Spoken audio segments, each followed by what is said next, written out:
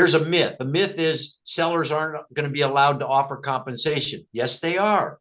This doesn't affect sellers. Listing brokers won't be allowed to offer compensation. Yes, they will. This doesn't change that. What it changes is it won't be able to take place through the MLS. So how can a listing agent let other brokers know they're willing to share commissions? On their website.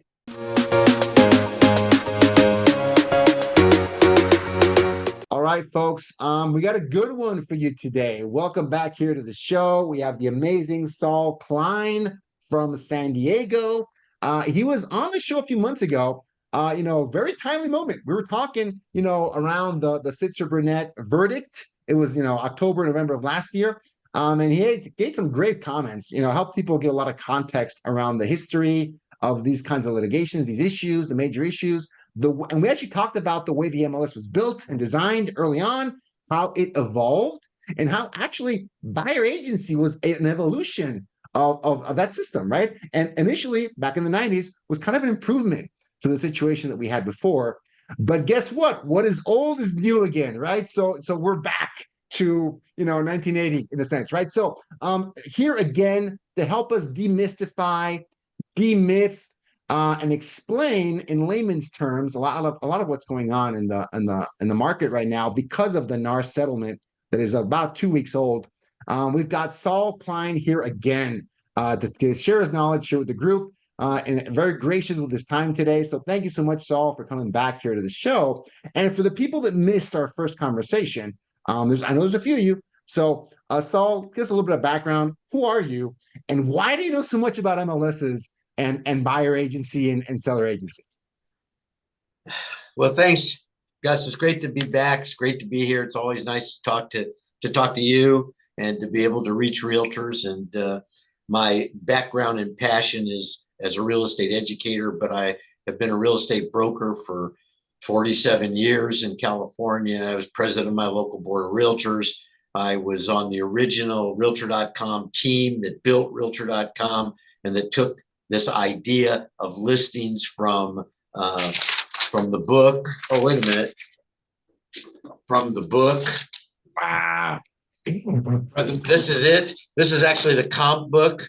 From the book to digitization to online communities. I had a real estate brokerage firm, had about 25 agents, probably at the peak. We had a property management company. We saw major changes in the real estate industry in the 80s, and that's when I got involved with full service financial planning. I was a certified financial planner, and I had general securities licenses and insurance licenses, and I was a tax preparer and had a tax business. All of that fed my real estate business. I was a real estate syndicator.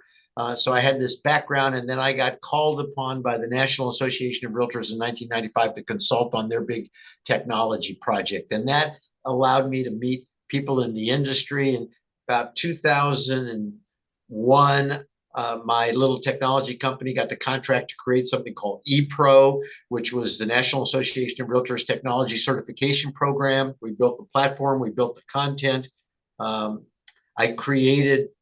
I actually took over a company in 2008 and created opt-out syndication. So we went to multiple listing services, got data feeds, normalized that data, distributed to the new startup companies, Zillow, Trulia, Wow. Homes, those types of companies. So I have this background in real estate, in technology, in public speaking, in education.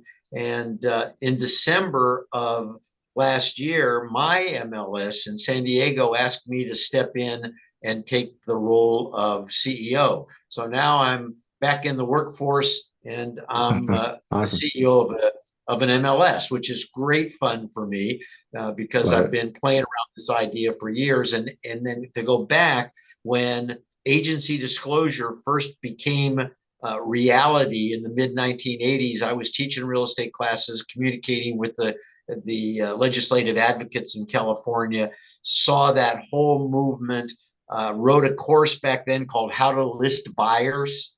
And because we thought the time was right, and actually we were just 30 years ahead of our time. So I have this there's great background in all of these things that are all of a sudden relevant today. So it's great to be able to talk about it, because nothing I like more than talking to realtors and kind of explaining the way it was to help you figure out the way that it's going to be, so that you can make adjustments in your career and hopefully be more successful. Yeah, 100%, Saul. And for the folks watching, if you really want the in-depth background, because in our previous conversation, we went deep, right? We went deep into, the whole kind of how buyer agency came to be, the sub-agency model that was before, and then we had the cooperating agency model afterwards, the universal offer of compensation. If you guys are curious about that, I'll drop a link below to our previous conversation. You should check it out. It's amazing, because today I want to focus on what happens next, right? So, Saul, the real estate industry was shook. It was shocked, surprised. A lot of the major brokerages were surprised. A lot of the major MLSs were surprised to hear a couple weeks ago from the New York Times, of all places, that, hey, guess what? NAR has decided to settle, has made a settlement proposal, that it still has to be approved, but that, basically the writing's on the wall that this litigation, Sitzer Burnett, is coming to an end, right? And that is kind of what we heard. And you get all the different opinions and takes on what that meant. But from my perspective, hey, this is it, right?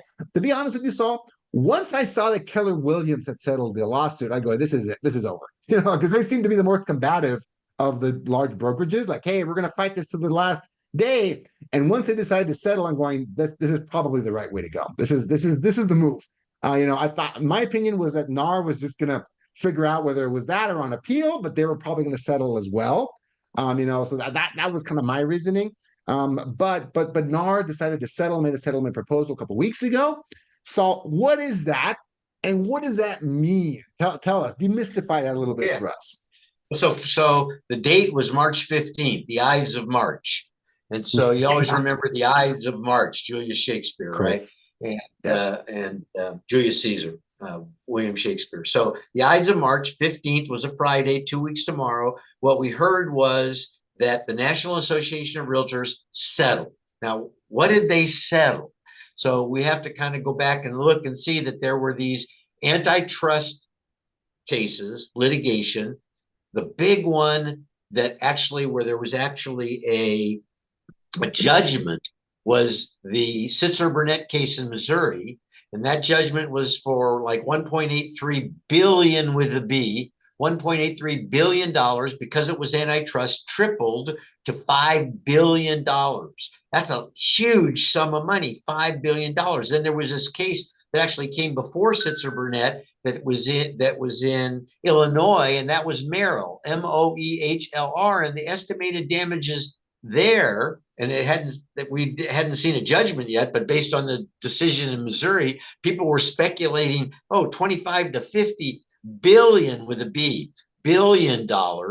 And then there were these what they call copycat cases, and there were like 30 of those, and they were popping up everywhere against multiple listing services, always naming the National Association of Realtors, against brokerage firms, against teams, and probably eventually would have been against agents. And so this $5 billion going back in Missouri, a big deal. To appeal that required a bond, which required you, a $5 billion bond is going to cost you a lot of money. So what are you going to do? Well, major brokerage firms began to settle, as you mentioned. Well, first of all, what were these cases about? They were about the challenge to what we refer to as the unilateral offer of compensation, which is the definition of a multiple listing service. Multiple listing services do lots of things, but one of the ways that the value proposition that we presented to the world was it was a unilateral offer of compensation. And so that meant if somebody got a listing, they put it in the multiple listing service, then anybody who was a member and actually a subscriber or participant of the multiple listing service, they got a portion of the commission. And what the Department of Justice and what the plaintiffs said was that elevated and kept commissions higher than they should be. This was antitrust. And so that's the basis, was the challenge to the unilateral offer of compensation. And so we heard then that NAR settled. Now, prior to NAR settlement, you had Anywhere settled, the company that owns the major franchise, Coldwell Banker, Century 21. They settled for something like 83.5 million, and Remax settled for 55 million, and Keller Williams settled, you mentioned, for 75 million. And last week, or the week before, last week, Compass settled for 57.5 million. And so this was about settling this antitrust class action litigation, and the settlement amount. And so what we have is a proposed settlement, because you're right, it hadn't been approved yet. Proposed settlement. NAR has agreed to change its model rules and to put into the settlement fund, of which the others have already contributed, some of the other brokerage firms, as we mentioned, $418 million from the National Association of Realtors. And the National Association of Realtors agreed to change some of its rules. And so this is an important piece for people to understand, that the National Association of Realtors doesn't have an MLS. It doesn't have an MLS, but what it does is it creates rules, kind of like best practices for MLSs. And if you're an association of realtors that owns a multiple listing service, if you follow the NAR model rules, you're covered by the errors and omission insurance, the liability insurance offered through the National Association of Realtors. So of course, all of our association MLSs follow these rules because we want to be covered by the insurance offered by the National Association of Realtors. So how does NAR get involved? They don't have an MLS, but they have MLS rules, model rules. We comply, most of the local associations comply with those rules. And so what NAR agreed in this settlement, by the way, here it is.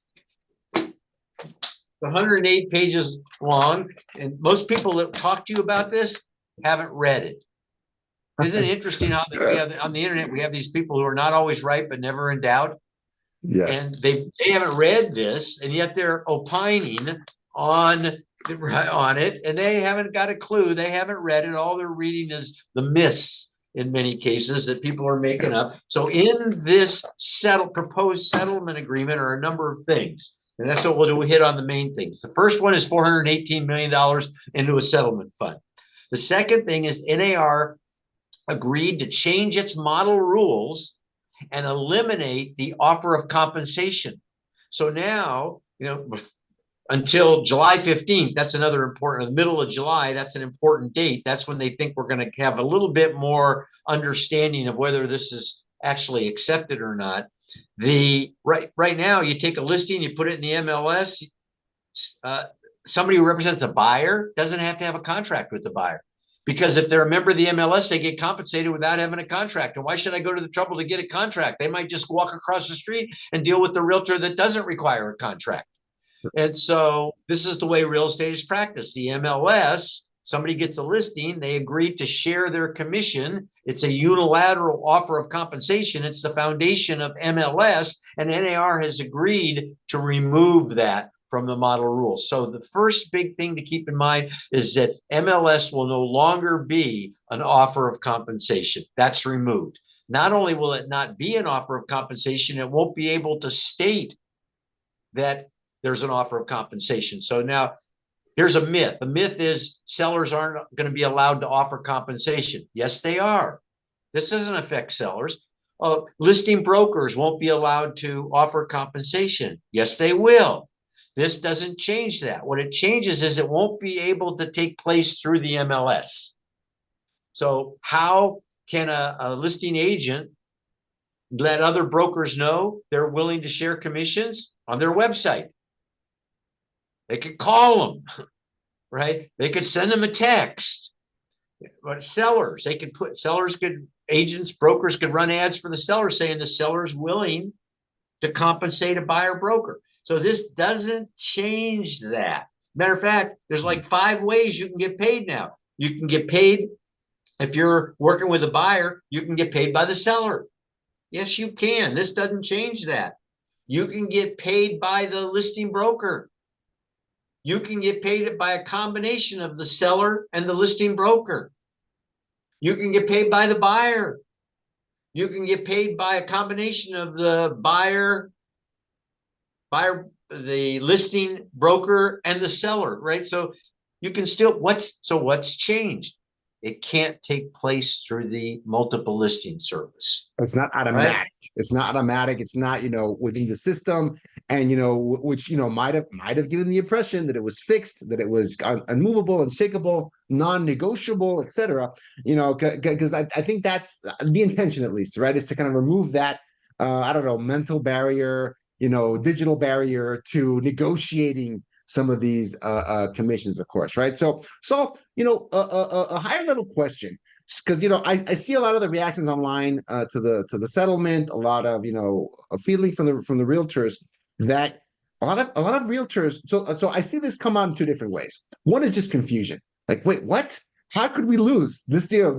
I've never colluded with anyone. What's going on? I feel a lot of that, and then a lot of it is also directed as anger towards NAR specifically, saying, "Oh my goodness, how could NAR not make the case? It's so obvious." Because because you saw some of these headlines, the 6% commission is gone. And I know real estate agents from Seattle, right, that in the run up to this really hot sellers market, they haven't seen 6% commissions in, years, right? They love to make these fixed 6% commissions. Saul, can you comment a little bit on that to the people that are kind of scratching their heads saying, I've never told anyone what to charge, but what happened in that case that made this settlement, quite frankly, the most obvious decision, right? The kind of a no-brainer. And I'll also say a really good deal it might not seem that way for a lot of the agents out there. I see it. I look at the numbers. I read it and I go, this is because based on the numbers you showed initially, right? The mess this could have turned into if they decided to just keep litigating it for years. It would have eventually, kind of blown up. But from your perspective, what would you say to someone that says, I've never colluded with anyone. This is obviously, the settlement was unnecessary. What do you say about that? Well, so first of all, we know that commissions are negotiable. They've been negotiable. I've been licensed as a real estate broker in California since 1977. 1977. And in 10-point bold type in the agreements, it said in 10-point bold type that commissions are negotiable. So the fact is, we've always, at least as long as I've been in the business, always communicated that commissions are negotiable. Now, the collusion comes in. It doesn't matter whether you did it or not, or whether I did it or not. The fact is that NAR has these model rules, and that all of the local MLSs participated and utilized these model rules, is what the Department of Justice says. Well, whether you know it or not, you're all in this chain and you're colluding, right? And because it's this system that's keeping the commissions high, and you're a member of an organization that belongs to an organization that has this system set up where compensation is offered, which we, the Department of Justice, or in this case, we, the plaintiffs and the jury, believe elevates and keeps commissions artificially high. And then when in antitrust, kind of a weird piece of the law, right? And that is that when antitrust cases are tried, there's two ways that the evidence can be looked at or not looked at. And one way to resolve a antitrust lawsuit is called per se. And it's like, it doesn't matter what your evidence is, right? It's just, when we look at it, we know that you're guilty. Gotcha. And you can you can give us all the reasons in the world, but we really don't care about, but it's good for consumers. But doesn't matter. You participated in a system, and you've used the word per se, right? We all use it. And it's automatic. It's per se. Now, there's another way to judge antitrust. It's called rule of reason. That's what you'd prefer. If you're the defendant, you'd prefer a rule of reason. You'd say, well, we really didn't collude. It was a system. We sold more real estate than anywhere else in the world. Buyers benefited, seller tell the story. So NAR actually did a great job in preparing for this. But when the judge put it before the jury, he didn't let them take into consideration all of these facts and extenuating circumstances. So NAR hired great counsel. NAR prepared well. The case was well put together, and it didn't matter because the jury had was not allowed to consider that in making their decision. So it doesn't matter that you never colluded and I never colluded. We participated in a system that in the end, the decision was it was collusion, and now we're stuck. And the only thing that has to be determined is what are the damages, right? And that's what they came up with. What are the damages? Now, another thing that the settlement, because there are all these myths about the settlement. Is commission gone? No. Can sellers still offer commission? Yes. Can listing brokers offer commission? Yes. Here's what else is required. Before you show a property, you have to have a written agreement with the buyer, right? So that's a major change. It used to be I didn't have to have a written agreement with the buyer because I just belong to the MLS and I'm going to get my fair share because of the MLS. Well, the MLS can't do that anymore. So now, in addition to the MLS can't do it, you can't go out and show property without a written contract with the buyer that stipulates how much you're going to get paid for your efforts. So you can't show unless you've got this written contract. Well, most people don't know how to ask a buyer for a contract. They don't know how to, and so this is really important. They don't know how to articulate their value proposition. They said, well, right? Well, the buyer said, well, now you have to, because what if the seller said, and the seller doesn't have to pay commission, and the seller has to be notified that they don't have to pay commission. And with all this press, a lot of sellers might say, hey, I read in the New York Times, I don't have to pay commission. I'm not paying commission. And then now what are you going to do if you represent a buyer in a transaction? You've got to figure out a way to get paid. So you have to have a contract. And one of the things I recommend is, the National Association of Realtors is offering free until the end of the year, the ABR course. That's the Accredited Buyer Representative course. It's free. Usually they charge like $350 or something, but you can take it free, learn how to present yourself to a buyer to get them to sign the contract. Now, here are the buyer's choices. And you say to the buyer, I'm going to represent you in a real estate transaction. I have to get paid for my job, for my work. The seller can pay me, but we got to ask for it. The listing broker can pay me, but we got to ask for it. And in the event they're not willing to pay me, I'm going to ask you, the buyer, to pay me. And so how do you present that to a buyer who doesn't have enough money barely for a down payment, let alone coming out of pocket? And how do you square that with underserved communities or veterans who are not allowed, right? So there's going to be unintended consequences. And one of the things I tell people is that the best practices for existing in this new world, and it is a new world, we won't know best practices for 2 years. It's going to take time, people trying these different things out. You're going to see, I think commissions in some cases will go down. I think in some cases you're going to see more dual agency. I think you're probably going to see some flat fees. I think you're going to see some hourly fees. I think you're going to find different, and this is the intent of the DOJ in getting behind this civil litigation. Because remember, these are civil lawsuits. While we talk about the DOJ isn't suing for all this money.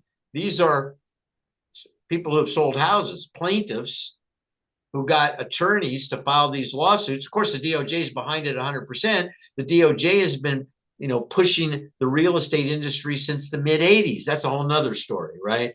And who's really behind all of this? And we could talk about that in another episode. So the major changes are, first of all, you have a settlement. It's a proposed settlement. Oh, you hear people say it's going to drive prices down. This is going to be good for the consumer because it's going to drive prices down. Baloney. So the president said that, not just the New York Times. The president went out and said that. He's incorrect. I could say a lot more about him, but I won't. He's incorrect. Right? There you go. Because you think about this. If a seller now realizes, hey, I don't have to pay commission, so I'm going to lower my price. How many sellers are going to do that in this real estate market? These many are going to say. Yeah, no, they're going to say, I net more. Yeah. Right? And so so now what you're going to see though is you are going to see more negotiation, because this buyer is going to say, well, I know you need to get paid and I want to pay you, but I don't have the money to pay you. And so you, as the buyer agent, you say, well, we're going to ask the seller to pay me. Well, we can do that. Yeah, we can do it. Where do we do it? We do it in the offer to purchase. And we ask the seller. Now you can see what's going to happen. The seller is going to get the offer. You offer $500,000. The seller said, and you offer $500,000, and the seller pays the commission to the buyer broker. What might the seller say? I'll take the $500,000, but I'm not paying the buyer broker. Or they might say, I'll pay the buyer broker, but I want 540. Right? I mean, negotiation.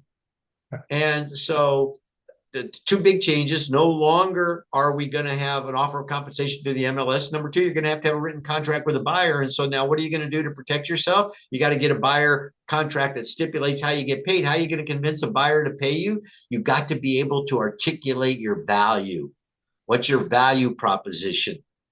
Now, I think we really touched on the major issues of this, which is what I just mentioned. How are you going to get compensated? Basically, it's how you're going to get compensated. In the brave new world, how are you going to be compensated? And you have to figure that out. Now, what you have to do is articulate your value. You got to prove. See, we didn't have to articulate our value on the buy side before. Because if we remember the MLS, we just get paid. I don't have to convince the buyer of all the great things I do, right? I just have to show them the property. And then I got a lot of work after I show them the property. I write the offer, negotiate the transaction, walk this thing, a lot of work. But initially, all I got to do is show them the property, and then I'm in the loop, and I'm going to get paid if we can close this thing, right? Not anymore. Now you have to have a contract. So that's a big change. So now the question is, how do you articulate your value? And so what I recommend is, and I always called it the 5 phases of a real estate transaction. Lay out the 5 phases of a real estate transaction. They are: educate, locate, negotiate, administrate, that's the closing period, and then communicate. So there's 5 things that you do. I call it the life cycle of a transaction. And first thing you do with a buyer is what? You educate them. Now you're going to have to educate them why you're valuable. And you're going to have to educate them about borrowing money and the loan process. And there's all these things you have to do. So you have to educate. Then you got to go out and find property. And today they might be able to find some of the property on their own. But still, if you're a local expert, you're going to say, well, let me tell you about this. Let me tell you about, oh, I've sold that house 3 times in the past 20 years. Yeah. So I mean, you're going to have this type of, so you educate, you locate, you negotiate. Let me tell you about my negotiation skills. Then there's the transaction and the loan. You administrate the whole process of closing, and then you communicate to people afterwards, and you stay in touch, and they become part of your database. So I recommend that you take a piece of paper, one for each of those phases: locate, educate, right? Write a piece of paper. You get a blank piece of paper for these 5, and then you take your last 5 real estate transactions, and you go through your transaction folder, and you write down everything you did. You start thinking, what are the things I did? Nothing's too small. Write everything down. And after you go through that exercise, you'll have a menu of services. You say, well, what do you do for your money? Well, let me show you all the things I do. And a lot of the things that you don't think are very valuable, the buyer, they never bought a house before, they haven't bought many before, they don't even think about it. And so you've now got this huge list, this menu of services. And that's your value. That's your value proposition. Now, how do you say, well, how do you charge for it? Well, you could charge a flat fee. You could charge by the service. You could charge by the hour. You could charge a percentage of the sale price. I'm talking to some people that they ask the buyer, how much do you think this house is worth, and how much are you willing to pay? And they tell you that, and actually they do it anonymously, right? Kind of like Uber. You don't know who the driver is till they select you, right? And then you say, okay, you'll pay $500,000. I think I can get it for you because I know the neighborhood and I know that I can get it for $400. And my commission, I want my commission to be 50% of the difference. Mm-hmm. So there's going to be, this is the whole idea behind the DOJ's backing and the FTC's backing of this, is they want more negotiation, more innovation in the real estate buying and selling process. Now, is that a good idea? Well, I don't know. They seem to think so. And so here's the practitioner has to figure out, how am I going to earn a living? Yeah. How am I going to make this work for me? And that's where we go back to knowledge is power. Understanding. Everybody's heard all of these myths. Everybody's read in the New York Times and the Washington Post and the president say all these things. And so now knowledge is power. And one way to build trust and confidence in a relationship is to demonstrate expertise. And I guarantee you that there are a lot of your competitors that don't know anything about this. And there are a lot of your competitors, what they know about this is wrong. And not always right, but never in doubt. And so if you arm yourself with credible information, that will give you a leg up on your competition. So define your menu of services. And then one more thing, and that is, how do you get, what's the best time to present the contract to the buyer? Well, you can't even show a property until they sign it. Makes it obvious. Right? It might make it easier for people, frankly, to sign a document like that, right? I think it does. And I think one of the most valuable things that a real estate broker or sales agent brings to the process is a fiduciary duty. And a lot of buyers, sellers and buyers don't know what a fiduciary duty is. And all states require that you do an agency disclosure. It's better to do the agency disclosure sooner rather than later. And one of the things you want to do is educate people on the value that you bring to them. And remember, educate, locate, right? You got the five. The first thing is educate. I want to teach people the value of a fiduciary, what it means to be someone's fiduciary, to act in their best interest, right? To put their interest above your own interest. That's such a good point, Saul, because one scenario that became apparent to me this week is that, let's say a buyer, has it in their mind, but I don't want representation. I'm just going to go directly to the seller. I think we have to get really good at explaining the fact that they're going to be represented, all right, just that they're going to be represented by the agent of the seller, right? In a sense. So, Mr. Buyer, you're going to get representation one way or the other, right? Do you want to go into a deal sharing the other person's attorney, or would you kind of want to hire your own? What do you think? If there's $1 million on the line, would you want to share the attorney of the other side, or would you want to get your own? Well, the answer is kind of obvious, right? But I empathize. Some buyers may think, oh, I just want to save some money. Let me just go direct to the seller. Yeah, but you're choosing representation either way. I just want to clarify that for you, Mr. Buyer. Does that make sense? In any universe, would that be a sound financial decision? What do you think? Well, obviously not, right? So, well, let's go. Let's talk about that, right? Let's lay that out. Let's explain the pros and cons. And Saul, quite frankly, as a listing agent, I don't know if I want to get calls and texts and emails from a half a dozen unrepresented buyers wanting to put an offer on this house, right? Because a lot of the reasons the listing agents that I know became listing agents because they didn't want to deal with buyers, quite frankly, right? And now as a buyer, now you got to reach out to all these different agents per house. You got to build this relationship one by one, right? And potentially in a competitive scenario. I don't think that's a great user experience either. What do you think about that? Well, so here's the rub. It's just really interesting. So the listing agent takes a listing. Now, most listing agents would love to have the buyer because dual agency is still legal in most states. True. And so, that's like your dream is to sit in an open house and have an unescorted buyer come in and you get to do both ends, double-ended. Now, people can talk about all the bad things and they don't like it. And I get that old conversation. But the fact is, a lot of people, if they could sell their own listing, they'd sell their own listing. True. And so this will drive, maybe, like you said, drive buyers to go directly to the listing agent. And what the listing agent would do probably is become a dual agent because they don't want to create an agency without some type of formal arrangement. So they do a dual agency, which is limited representation. but you're not going to be able to do that and command the same price. Used to be, if I double-ended it, I'd get the full boat. Now, because sellers know they don't have to pay the other half, they're going to ask you to do it. You're going to end up doing both sides for less money. Probably. And so, right. So it's kind of interesting. This is going to be one of the unintended consequences, at least initially, is people who don't have enough money to pay a buyer's agent might think that they're better off going directly to the listing agent. So one of the things listing agents need to do is explain to sellers how important it is that a buyer have their own representation.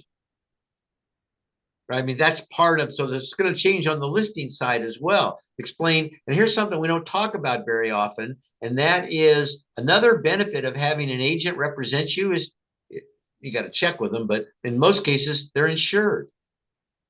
And so, if you're the seller, you don't want somebody to come in unrepresented and then they sue you later for something that they didn't know about. And so you want to make sure if they come in represented. And it gives them somebody else to sue. And I hate to say that, but that's the nature of this. And so brokers have errors and omission insurance. That's why you have it. And so one of the benefits that comes, part of your value proposition is the fact you're insured. Right? Now let's go back to this agency and fiduciary duty. One of the things you do early on in the process is because before you ask them to sign a contract, you got to do your agency disclosure. And when you do your agency disclosure, it's non-threatening. You say the law in this state requires that I make this disclosure to you. Yeah. It's all about fiduciary duties. It's all about agency. It's all about working on your behalf. And at the end of that, at the end of the disclosure, you say, now, would you like me to represent you? Oh, yeah, I would. Great. Here's the contract we need to sign so that I can represent you in this transaction. So this creates great opportunity. There's a silver lining to every cloud. And while at first it sounds really threatening, the reason it sounds threatening is that people are making up all these stories, including the president. True. Right. And so, it's like these are stories. Read the document. You can get it on the NAR site. You can download it. There's a Q&A there. You can download it.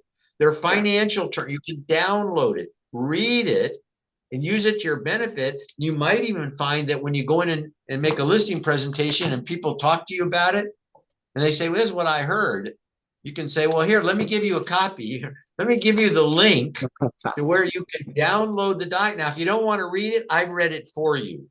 Yeah, 100%. And here's what it says. Absolutely, Saul. And it's all a more of a technical question because I think there's a lot of misunderstandings going on because the settlement, it's a very broad settlement, but I want to explain to folks it didn't cover everyone, right? So I want to make a little bit of a distinction there. From my understanding from reading this, it covers almost all members of NAR, almost, right? It doesn't cover the major brokerages. There was a threshold saying it covers every single brokerage that's a member of NAR, except if they make a lot of money. I forget what that number is. After $2 billion, above $2 billion. Your own deal. $2 billion. Yeah, but if they did above $2 billion in transactions in 2023, they're exempted. But there's a formula where they can opt into the settlement, and it's like 0.0025 times the transaction volume. There's a formula. So even those excluded can opt into the settlement, right? Yeah. So, but you're right, it doesn't cover everybody. Yeah, and some of the major MLSs, right? Because not all, like you mentioned, not all the MLSs are, owned by boards. Not all of them are, for example, the MLS that I was a part of, one of the largest ones, Northwest MLS in Seattle. From my understanding, they still have to kind of negotiate their own deal. But like you mentioned, the settlement provides a mechanism for them to opt in. And then there's maybe even going to be some holdouts, right? Maybe they're waiting for a better deal. I think that's unlikely, but we'll see how things shake out. But the question I've got is, because of this settlement, what happens to the 30 copycat suits? What happens to Moral? Are those cases still going to be litigated? Is there any need to? No, is there a blanket exemption? Yeah, they're all going to get rolled together, and this one settlement fund is going to take care of all plaintiffs. That's the idea. Right? Got it. And so how about those other MLSs? Yeah, I think the number's like $100, something like $100 per. They're not really called members, but we'll call them members of the MLS. $100 per over the last 4 years, right? So there is a provision for them to opt in, whether or not they want to litigate it and pay attorney's fees and take the chance they might not win, or just go ahead and pay the money now, right? That'll each MLS, each of those non-realtor MLSs will make that decision. Gotcha. I guess so. There's a few stragglers out there. I get just looking at the numbers and looking at the odds. I'm guessing all of them are going to opt in at some point or another. Maybe hold out, try and drive a harder bargain. Who knows? But we'll see what ends up turning out. But Saul, you started the conversation saying that a very true fact, which was the unilateral offer of compensation, was one of the fundamental parts of the MLS. With that going away, and this is an area I know you're an expert in, what happens to the MLS, right? You mentioned innovation and new models. Are we going to see innovation and new models in the MLS space itself? What's your? We're kind of going out there a little bit. This is not part of the settlement per se, but where do you see the MLS going, if at all? I still see MLSs as a miracle. I see them have an incredible value. Your lockbox might come through your MLS. Do you have any value in a lockbox? Do you have any value in a universal lockbox? Right. When I first started selling real estate, we had like 10 lockboxes in San Diego County. What a hassle. And in some neighborhoods, you had to go to the brokerage office and get a key. There were no lockboxes. So there are other benefits to an MLS. How about the data? Still, the data is the best data. You'd be amazed at the depth of information and fields that are available.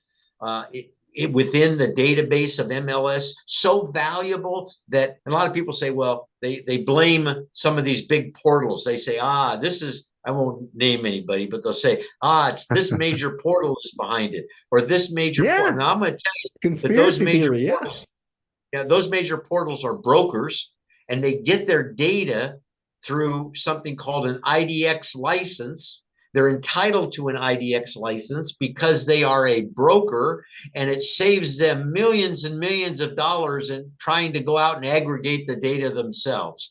So those people that think that the enemy right now are these major portals depend upon MLS and cleansing the data and make it still, the MLS is still the golden record. Yeah, it's the most timely. Now, and these portals, and from my understanding, they make their money off let's be honest, off the buyer agent commission. I think that's where they get. So they got their own problems. Yeah, they got their own problems, right? Yeah, because now those entities that sell buyer leads, remember that's the piece that's getting attacked is the buy side. Correct. And so there are bigger entities behind this, and we won't go into it here. There's a history to this, but some of the players we were reading here at the end, the DOJ, and we went into this history. There's a history of the DOJ going after NAR. Why? And for how long? And who is really behind pushing the DOJ to do this? And then the FTC, the Federal Trade Commission, they've been after for decades. And then February 28th, I think was the date, the Federal Reserve put out a paper pushing against reducing commissions. Who's driving the Federal Reserve? What's going on here? And then if you start to look at the history of lending, of the secondary money market, of the competition, of technology, of the digitization of the loan, Fannie Mae and Freddie Mac, the secondary markets, there is a huge history that led us to where we are today. It's a very, very important moment in time, but there are forces behind this that most people just don't have the backstory on. Interesting. Right. Interesting. And so, there's a history. There's been a lot of attempts to kind of disrupt this model. What was unique about this one? Right? Because you said there's decades of history. There's a lot of attempts. There's a lot of, the DOJ and NAR entered an agreement a few years ago. There's a lot of different. What was unique about Sitzer Burnett? Or was it the moment? Was it the market? What was, in your opinion, what was the combination of the perfect storm that led us here? What do you think about that? Well, I think you're right. It was the market in the moment. And because there were other forces that wanted to see it go this way, when it started to go this way, then they got behind it. Matter of fact, Ketchmark, the attorney in Missouri, in Sitzer Burnett, he was collaborating with the Department of Justice during this process. He says so. And so how do you take one little piece of litigation, make it class action litigation, and spread it across the country? Okay, well, so we've had a very unique period where, to be honest, you didn't really need the efforts to attract buyers that you've needed in the past. And right, because the market was so hot that all you had to do was put a sign in the ground, and within 24 hours you had 50 offers, all above list price, with buyers waiving inspections. 2% interest rates, 2% interest rates, Okay. You had all these crazy factors. So right? with that, why do you need to pay a buyer's agent?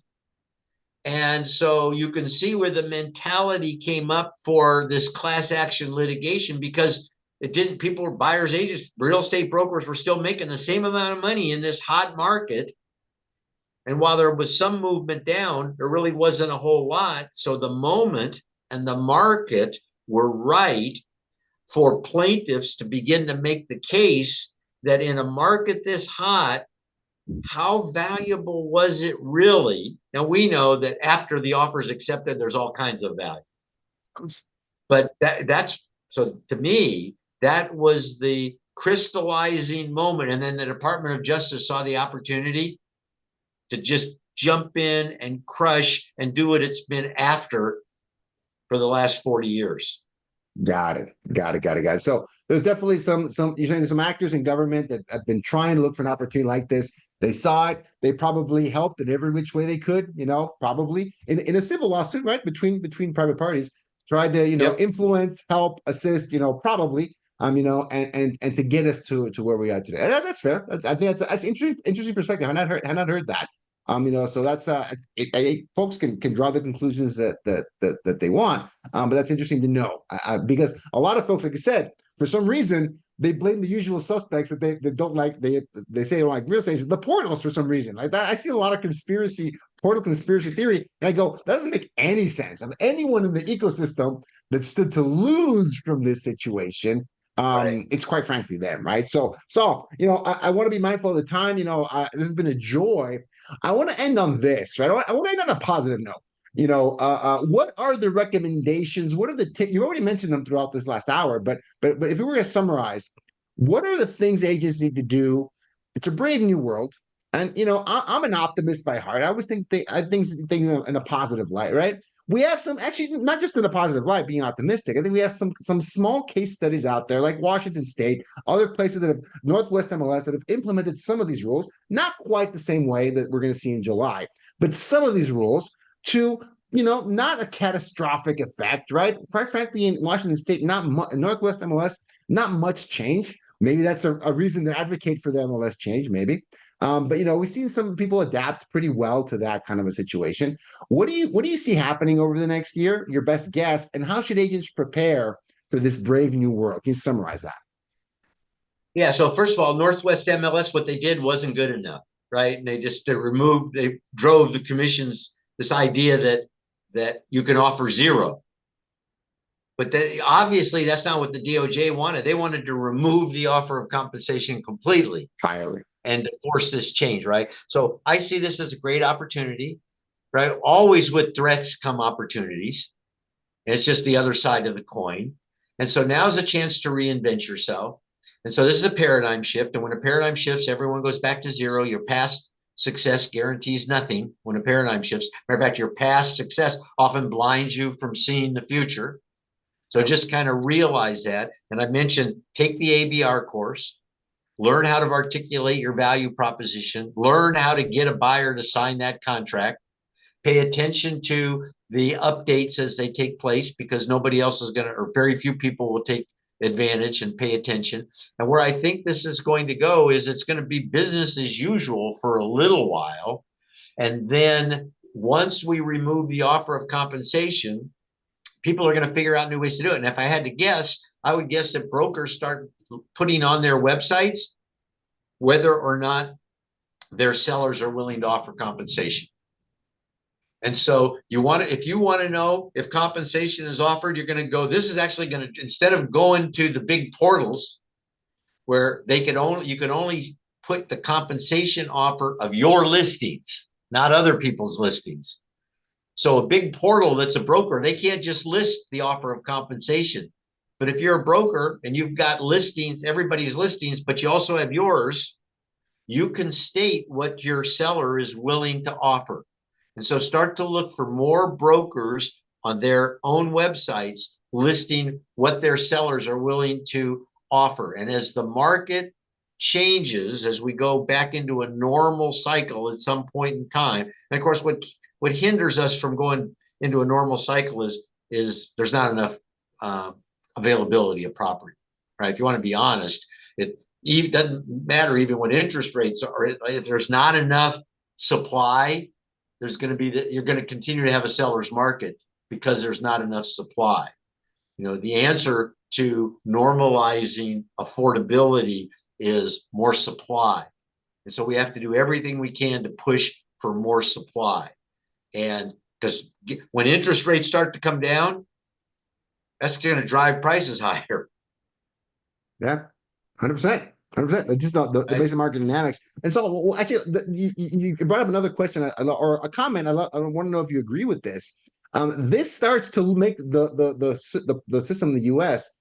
a little bit more similar, number one, to commercial real estate, where buyer compensation is always negotiated. It's always negotiated. They're not necessary in a sense, but the ones that exist want to get paid, of course, and they can be paid the way you described earlier, right? The combination of the seller, the agent, the buyer, right? And that's it's just part of the game in that sense, and also like it is in the rest of the world, quite frankly, right? Where because I live almost full time here in Mexico. There is, well, I think we're the other end of the spectrum, right? On the unstructured, we're getting more structured in Mexico. There's agency in some states. There's agency, very lax, but it exists to some extent. But it's kind of the Wild West. If you bring a buyer to a listing agent, number one question is, how much am I going to get paid, right? Because that is not disclosed anywhere. And it's not even disclosed to the buyer, right? So that's a whole other kind of worms. But that you have that kind of situation. So do you agree that that residential real estate in the U.S. is going to look more like commercial and potentially more like the rest of the world, where the individual listing agents have a lot more control? And do you think that's good or bad? What do you think? Yeah, so I think that it will at least eventually look more like commercial, in that there's no place to go to find out what sellers are offering, right? So in that sense, and buyer contracts are prevalent. In that sense, probably. Do I think that's the best way to go? No, I think that MLS really does serve the public, and that it really does serve everybody involved, and that it's the envy of the world, and exclusive listings still make a lot of sense, and MLS still makes a lot of sense. So no, I don't see us going the way of the rest of the world. I don't see us going the way of Australian auctions, or right. To me, we've got a robust marketplace where real estate is almost liquid. Yeah. Anywhere else in the world, real estate is, you buy real estate, you better be willing to hold it good times and bad times, because it isn't that easy to sell it quickly. In the United States, we have a model that works. It works for buyers. It works for sellers. Attorneys charge, and this is the argument, attorneys charge 30 to 50% when they work on contingency. Real estate brokers work on contingency. They don't get paid unless something closes. And so the amount that they get paid by working on contingency is a small price to pay for the services that you get. And so, no, I'm an advocate of our system. Now, I'd prefer to see everybody get paid even if the deal doesn't close, because I think your time's valuable and you should get paid. And if everybody got paid, even if the deal didn't close, then commissions would come down, because The reason that commissions have to be at the level they're at is because you work on contingency. It's not that they're price fixing. It's that you work on contingency. And so the model is work for free, work for free, work for free, work for free, close the deal. And so the deal you close has to cover all the work for free. Yeah. And so that gets left out of the conversation, and it's a critical piece. So I believe in the system we've worked under. I think there is opportunity. We're going to figure out how to make this work. People who sell real estate are entrepreneurs. They always have been. They always will be. And take advantage of this. There's an opportunity here. You have to find Absolutely. it, right? Absolutely. But it's there. 100%. I think, if fast forward, a year, a few years, like I said, when those best practices come, I think if an outcome of this change is that we bring the buyer agent to the professionalization, the level of care that the listing agents have. Let's be honest, it's not the same. Like you said, Saul, hadn't been required to, but I don't blame them for it.